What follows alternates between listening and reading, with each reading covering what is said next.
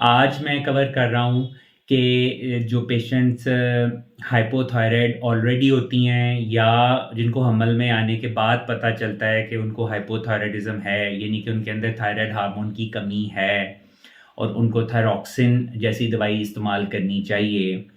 क्या-क्या कॉम्प्लिकेशंस हो सकती हैं अगर एक हाइपोथायराइड फीमेल प्रेगनेंसी में अपनी दवाई लेती नहीं हैं, और अगर ले रही हैं तो प्रॉपर्ली उसको उसकी डोज़ को एडजस्ट नहीं करवाती कि उनका टेस्ट जो है वो नॉर्मल आ रहा हो दवाई के इस्तेमाल के साथ। वो तमाम पेचीदगियाँ जो हमल में आ सकती हैं माँ को और बच्चे को, अगर एक हामला खातून थायराइड हार्मोन की कमी का शिकार रहती है और उसका इलाज नहीं करवाती।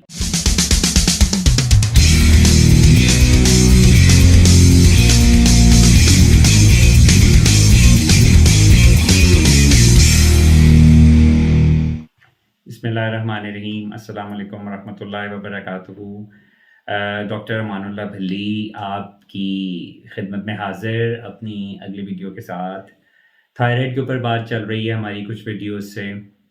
आज पिछली दफ़ा मैंने कवर किया था कि थायराइड जो आपका डिसऑर्डर है वो हाइपोथायराइडिज़्म, अगर आप उसका स्टार्ट करें, हम उसकी डिस्कस करना शुरू करें तो किन प्रेग्नेंट ख़वातीन में थायराइड का टेस्ट, अगर हिस्ट्री नहीं भी है किसी की, उसको कोई डिसऑर्डर नहीं भी है नॉन, किसी प्रेग्नेंट खातून को थायराइड का, लेकिन क्या रिस्क फैक्टर्स होंगे जिनमें उनका थायराइड का टेस्ट हमें करवा के देख लेना चाहिए। लास्ट वीडियो में मैंने ये कवर किया था कि कौन सी हामला ख़वातीन हैं जिनको अपना थायराइड का टेस्ट ज़रूर करवाना चाहिए जब उन्हें पता चले कि वो प्रेग्नेंट हैं।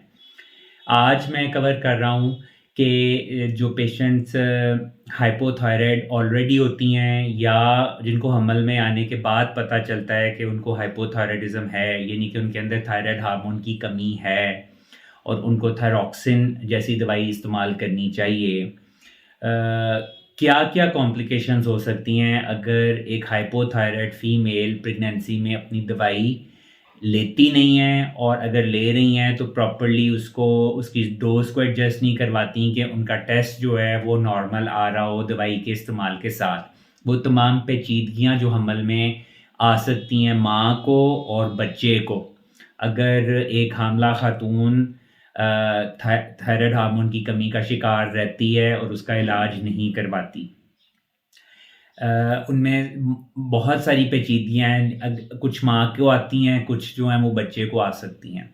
माँ को किस किस्म की पेचीदगियाँ आ सकती हैं कि माँ का ब्लड प्रेशर जो है वो हमल के दौरान ज़्यादा हो सकता है। इसको हम गेस्टेशनल हाइपरटेंशन कहते हैं, कि ऐसा ब्लड प्रेशर का बढ़ना जो कि हमल में शुरू हो जाता है। और इसके अलावा एक प्री एक्लैम्शिया होता है। प्री एक्लैम्शिया एक कॉम्प्लिकेशन होती है ब्लड प्रेशर के बढ़ने की हमल के अंदर, और ये एक्लैम्शिया तक आगे चली जाती है जिसमें माँ को झटके मिर्गी के लगने लग जाते हैं। उसका भी रिस्क जो है वो बढ़ जाता है। अगर ब्लड प्रेशर माँ का हमल में बढ़ जाएगा तो एक कॉम्प्लिकेशन ऑब्स्टेट्रिक होती है जिसको प्लेसेंटल अब्रप्शन कहते हैं। प्लेसेंटा होता है वो वाला हिस्सा जिससे बच्चा जो है वो माँ के रहम में जुड़ा हुआ है, यूट्रस के साथ चिपका हुआ है, उसको प्लेसेंटा कहते हैं, और ऑल भी कहा जाता है उसको उर्दू आम लैंग्वेज में अगर उसमें जाएँ तो। उसमें क्या होता है कि उसमें ऑल में जहाँ वो जुड़ी हुई है यूट्रस के साथ, वहाँ पे टियर आ जाता है और वहाँ से ब्लीडिंग होना शुरू हो जाती है, और उसको प्लेसेंटल अब्रप्शन कहते हैं। वो ब्लीडिंग इतनी ज़्यादा हो सकती है कि उसमें माँ की जान भी जा सकती है हाइपोटेंशन और शॉक में जाने की वजह से, और उससे बच्चे की भी पेट के अंदर डेथ हो सकती है। तो इसका रिस्क भी बढ़ जाता है अगर हाइपोथायराइड माँ नहीं दवाइयाँ इस्तेमाल करती थायराइड की हमल के दौरान, और अगर उसको ज़रूरत है और वो नहीं यूज़ कर रही तो। इसके अलावा क्या होता है कि आपका प्री मैच्योर जो है डिलीवरी के बहुत ज़्यादा चांसेस होते हैं कि वक्त से पहले जो है वो बच्चा पैदा हो जाए। ये बहुत ज़्यादा कॉमन हो जाता है इसके अंदर, और उसकी फिर अपनी बहुत सारी कॉम्प्लिकेशंस हो जाती हैं। अगर बच्चा वक्त से पहले आ जाएगा तो ऑब्वियसली उसके लंग्स नहीं अगर डेवलप हुए हुए तो उसको ज़रूरत होगी नियोनेटल आईसीयू में जाने की, जहाँ पे उसको वेंटिलेटर पे भी डालना पड़ सकता है, उसको जो है वो ऑक्सीजन पे भी रहना पड़ सकता है, उसको मतलब उसकी एक अलग से कॉम्प्लिकेशंस हैं, उनको आपने डील इसमें हम छेड़ते, उसमें यही है कि बच्चा प्रीमेच्योर पैदा हो जाएगा। इवन 32 बहुत वेरी प्रीमेच्योर भी हो सकता है, यानी 32 हफ्ते से भी पहले बच्चा जो है वो डिलीवर हो जाए। अब अगर बच्चा अपने वक्त से पहले पैदा हो जाएगा तो वो ज़ाहिर बात है उसका वज़न भी कम होगा, लो बर्थ वेट बेबी पैदा होगा। इसके अलावा क्या कॉम्प्लिकेशंस आ सकती हैं कि ऐसी माओं के अंदर सिजेरियन सेक्शन के चांसेस बहुत ज़्यादा बढ़ जाते हैं कि उनकी नॉर्मल डिलीवरी शायद ना हो, उनको सिजेरियन सेक्शन जो है वो करवाना पड़े। पोस्टपार्टम हेमरेज, माँ जब बच्चे को डिलीवर करती है तो डिलीवर करने के बाद ब्लीडिंग नहीं रुकती, जिसको पोस्टपार्टम हेमरेज कहते हैं, और उसके अंदर भी माँ की जान जाने का खतरा होता है। तो पोस्टपार्टम हेमरेज का भी रिस्क बहुत ज़्यादा हो जाता है हाइपोथायराइड खातून के अंदर, जो कि अपनी ट्रीटमेंट नहीं थायरॉक्सिन से करवा रही प्रॉपर तरीके से, और उसको चेक नहीं कर रही कि वो नॉर्मल आ रहा है अब गोली के इस्तेमाल के साथ टेस्ट या नहीं आ रहा। इसके अलावा बच्चा जो प्रीमेच्योर पैदा हुआ है उसकी मैंने आगे थोड़ा सा बता दिया आपको कि उसको बच्चे की पैदा होने के बाद डेथ होने के बहुत ज़्यादा चांसेस बढ़ जाते हैं बिकॉज प्रीमेच्योर पैदा हुआ है। और अगर टाइम पे भी पैदा हो तो भी उसका जो है ना पैदाइश के बाद ज़्यादा बीमार होने के और मौत वाक़या बच्चे की होने के चांसेस बढ़ जाते हैं। एक और बहुत इम्पॉर्टेंट कॉम्प्लिकेशन होती है कि जो बच्चे की दिमागी और नफसियाती नशोनुमा है जो कि हमल के अंदर होती है, उसमें माँ के थायराइड हार्मोन का नॉर्मल होना बहुत ज़्यादा ज़रूरी होता है।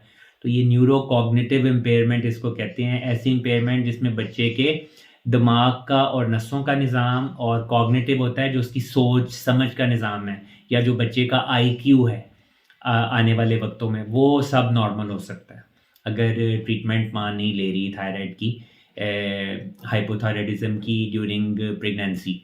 तो आज की वीडियो में मैं थोड़ी सी पेचीदगियाँ अपने व्यूअर्स के लिए पहुंचाना चाह रहा था कि उनको पता चले कि कितना इम्पोर्टेंट ये चीज़ है कि अगर माँ को थायराइड का मसला है तो उसको प्रेगनेंसी तब करनी चाहिए असूलन जब उसका थायराइड हार्मोन दवाई के साथ नॉर्मल आ रहा हो, क्योंकि हाइपोथायराइड ख़वातीन, एक तो ये क्योंकि प्रेगनेंसी के चांसेस कम हो जाते हैं, अंडा नहीं पैदा हो रहा होता है ऐसी औरतों में, और बिलफर्ज वो हो भी जाती हैं प्रेग्नेंट हाइपोथायराइड स्टेट में, तो ये कॉम्प्लिकेशंस उनको आ सकती हैं, उनके बच्चे को आ सकती हैं।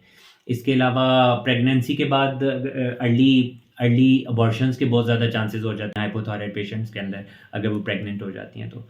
सो ये मैंने एक इन्फॉर्मेशन जनरल अपनी आवाम के लिए थ्रू दिस वीडियो, ताकि उनको अवेयरनेस आए कि कितना इम्पॉर्टेंट है अपने हाइपोथायराइडिज्म को ट्रीट करवाना अगर कोई औरत फैमिली प्लान कर रही है, या अनप्लान्ड प्रेगनेंसी में भी उसके लिए ट्रीटमेंट कितना ज़्यादा ज़रूरी है ताकि वो प्रॉपर तरीके से दवाई लें अपनी। बहुत शुक्रिया।